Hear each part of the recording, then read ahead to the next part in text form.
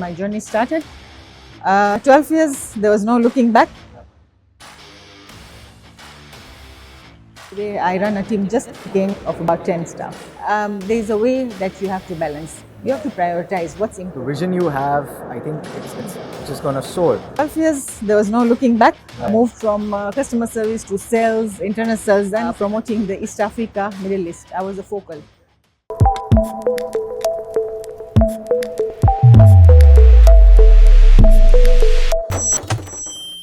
So Shireen, Yes. welcome to LogiTALK. Asante sana. I know you're far away from home, so if you can introduce yourself, tell us all where are you from and what you do. We can start off with that. Oh, well, I'm sure you know me too well by Yes, now. of course. But of course, my name's Shireen Hassan. I'm from Kenya, a Kenyan, born and brought up in Kenya. I've lived there all my life and would never want to leave the place. No, I love Kenya myself because I came to Nairobi a few months back, and you guys don't have summer. It's always breezy and very nice, right, in Nairobi? Yes, that's Nairobi on the upper hillside. Right, right. And then I come actually from the smaller city called Mombasa, Okay. which is along the coastal line. Right, right, right. Over there, you don't get as Oh, such. okay. So it's only the monsoon, Right. which are quite wet, but the heat is always there. In fact, the worst time of the year is from October up to Right now? about February. Ah, okay. Yes, but this is where you get to enjoy the sun. Right, right, right. So tell us more about what you do, about your company. What are you guys into? I think we would all love to know more All right. about that. So maybe I can just start by giving you a brief about my background. Yes. So I started off my career at a very young age. I think I was straight from school. Back then there was nothing like, oh, you have to go for your masters and all that. I was never interested in that. So just had a stepping stone in one of a communication company where I spent 7 years. But in that I realized that now I need to do something more. So I used to go for evening classes and I did my masters in business administration whilst working. That was 7 years. Had enough of it. I said, let me try. So we had a few customers in shipping. And as I was talking to them and getting to know about the business, that really intrigued me. I'm like, let me try my luck with, one of the shipping. And by luck, I got my way to Maersk Line. I was appointed as a temporary, a person in Right. sales, Like an internal sales. internship? Not exactly. I was actually a substitute for someone who had left for maternity, where I Okay. was supposed to leave after 3 months. Right. But unfortunately for them, that was not the decision they could make Right. because I had already caught up quite fast on what I was doing. Right. So I was basically in the pricing team in submarine back then. Okay. And within 3 months, even before this lady came, they already confirmed me. But then Musk absorbed me into customer service, and that's where my journey started.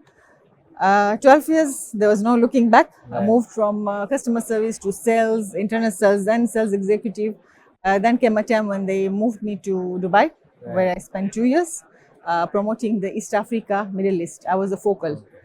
And came back again after 2 years because missing home as Right. usual. Of course, yes. And then joined APMT, where I was the depot manager for East Africa. So I was running the 3 depots. Then, unfortunately, I was again moved to Nairobi, which I was not really in favor of, and COVID happened. Right. So I had to come back home, and that's when I decided now it's my time to probably move on to something else. And I think that was probably one of the best decisions I made at that time. Right. And I joined RTW back in 2021, and been 3 years.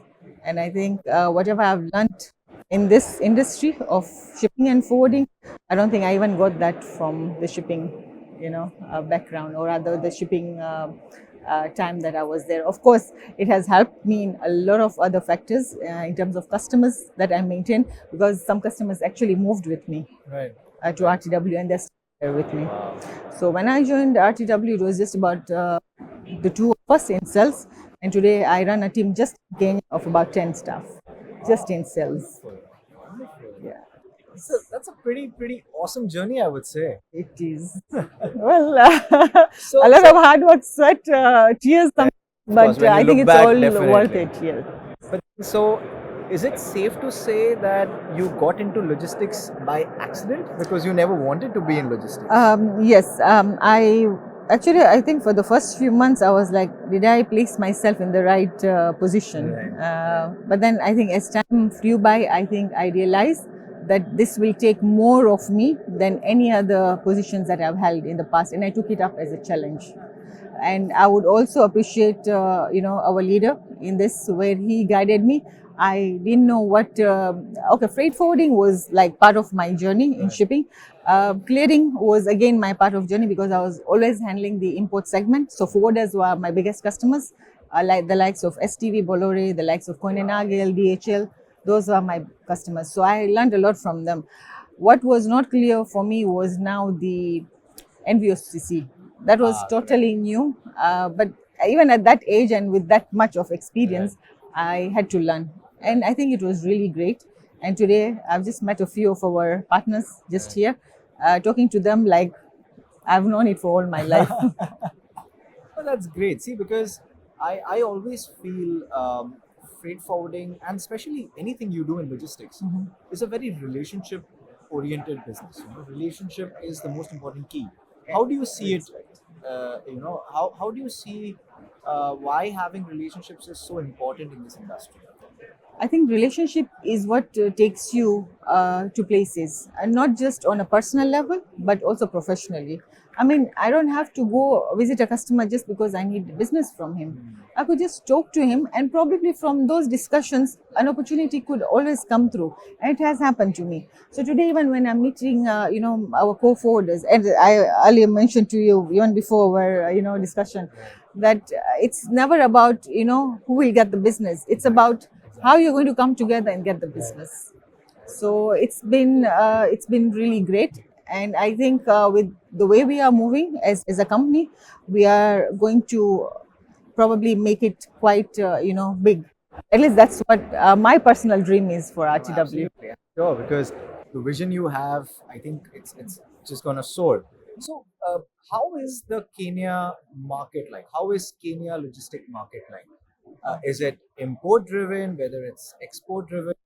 What are the trade lanes which are very critical for Kenya? Just throw some light on that. All right. So let's use East Africa, Yeah, because East that's better. Africa Yeah, exactly. consists Bigger. of two ports, Yes. mainly Dar es Salaam port, based in Yes. Tanzania, Yes. and Mombasa port, which is in Kenya. Right. These two ports serve at least about 9 countries around the Eastern Africa.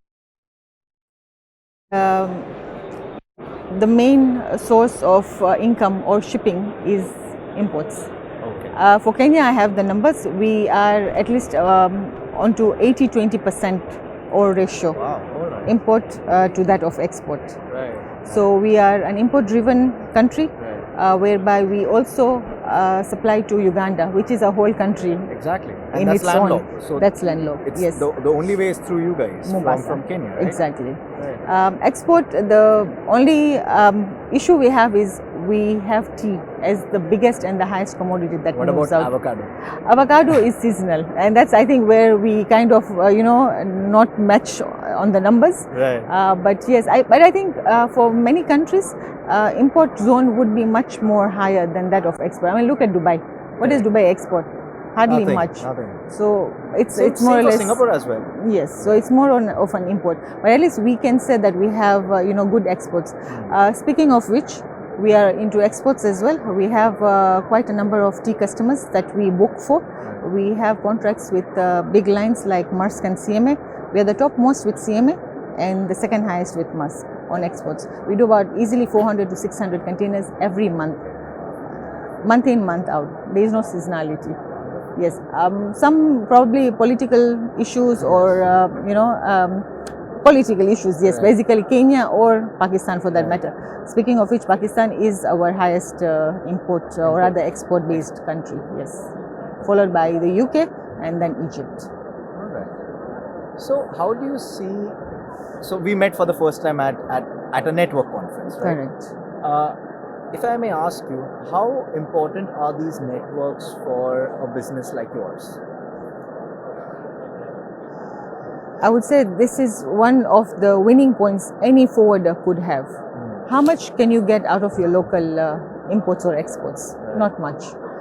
And for us being, centralized in that part of the globe, being in East Africa, where there's so much of development happening, there's so much of import that comes in. Many forwarders wonder what happens after my cargo reaches the port. And I've already talked to a few of them right now, and they'll be like, no, we only take port to port because we are not very sure. And this is where we come in. To now sell the inland facility, to give the last mile solution, and that, I guess, what sets us apart. Today, every consignee or a direct customer for that matter can go online and check the rates.